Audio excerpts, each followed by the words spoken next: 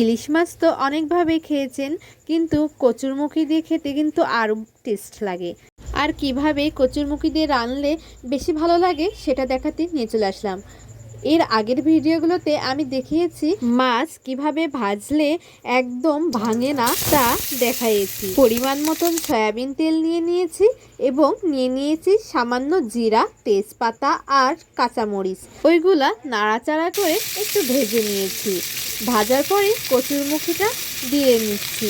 কচুরমুখীটা আমি এর আগে সিদ্ধ করে নিয়েছি। সিদ্ধ করে গাছ থেকে যত খোসা ছিল সব ছাড়িয়ে নিয়েছি।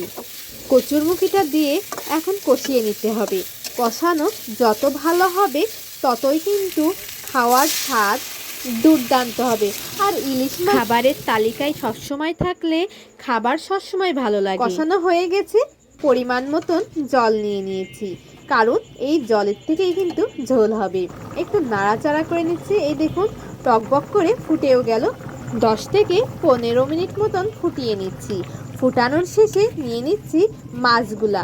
ভাজা মাছ নিয়ে নিলাম। এছাড়াও স্বাদ আরও বাড়ানোর জন্য নিয়ে নিতে হবে জিরা। জিরাটা ভেজে বেটে নিয়েছি শিলনোড়ার মাধ্যমে। মিহি করে বেটে নিতে হবে। ঢেলে নিলাম জিরে বাটাটা। জিরে বাটা দিলে স্বাদ কিন্তু খুব সুন্দর লাগে, সুগন্ধ বের হয়, খেতে ভালোই লাগে। আপনারা যদি জিরে বাটা না দিয়ে থাকেন এরপর থেকে জিরে বাটা দিয়ে নেবেন, দেখবেন খেতে ভালো লাগবে। আমার রান্না কিন্তু হয়ে গেছে।